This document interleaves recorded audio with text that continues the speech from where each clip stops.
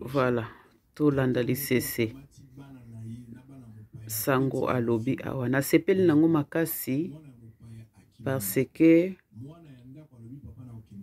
tokanisaki kaka ki azosala publicité ya mai ya bedashu mais tolanda ye très bien. Omoni mbongo zwa bakabeli ye mai ya mele. Oui.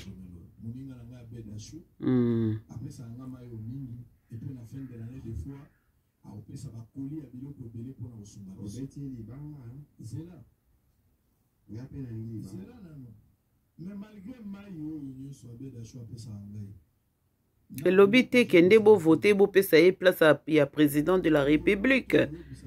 Oh les Congolais, pourquoi bolingi bozongisa Kabila? Pourquoi bolingi bozwa Katumbi? Hein, bozala quand même ibatu. Voilà. Eza lokola soso na kelele. Kelele avandi na kati ya basoso, eh? Même kola mona ki baninga na ye bankelele. Atali basoso bazandenge moko ta kima na ranger na ye.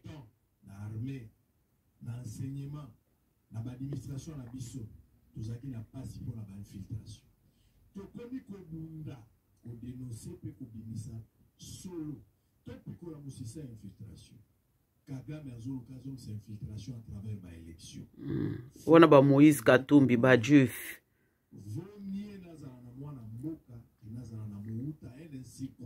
Voilà. Même na Bible pekisa yango bandeko. Boyo kakape. Eh, le peuple congolais bolu kaka nini bana na Congo.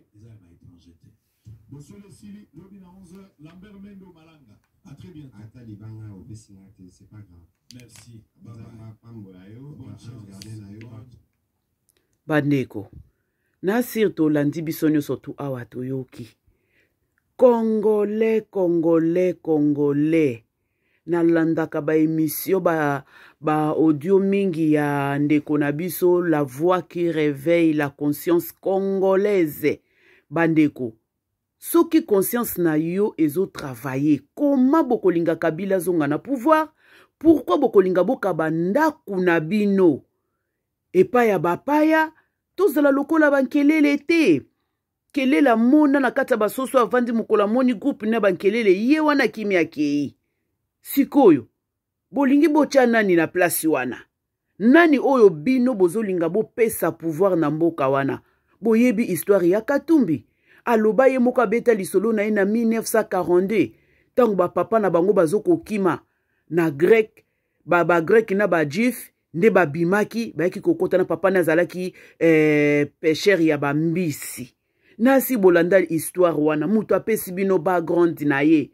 Pourquoi bolingi bo soutenir ye bo pesa ye pouvoir? Pourquoi bozo pesa ye ba horloge nyonso tu wana? Peuple congolais, réveillons-nous. Réveillons-nous.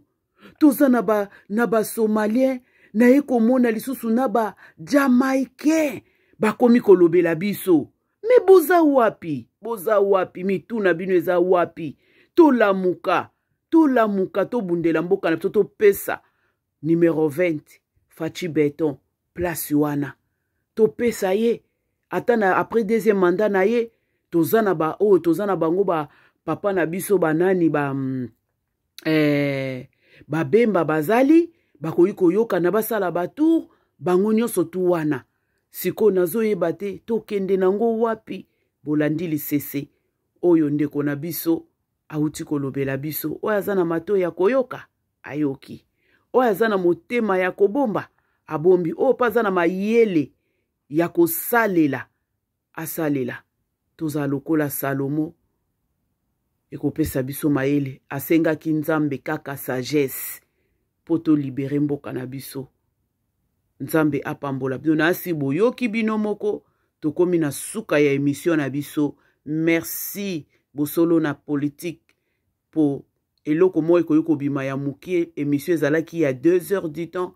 Mais nga na recevoir kaka o yanga ya 2 minutes ou bien 1 minute ya lisese wana. Opesi lisese mo kitoko. Ata abedasho apesa ko biloko. Moko pesa ye place.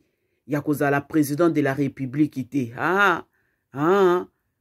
Moi mobile azala kaboye.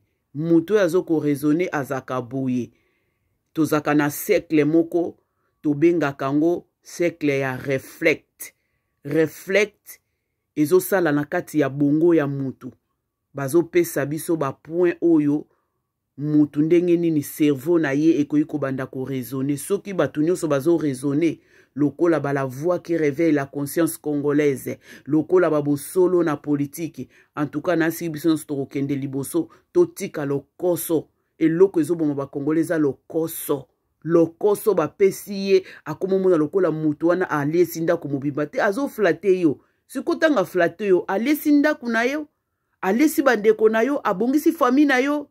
Réveillons-nous. Ok, Zamba Pambola Bino, à la prochaine. Bye.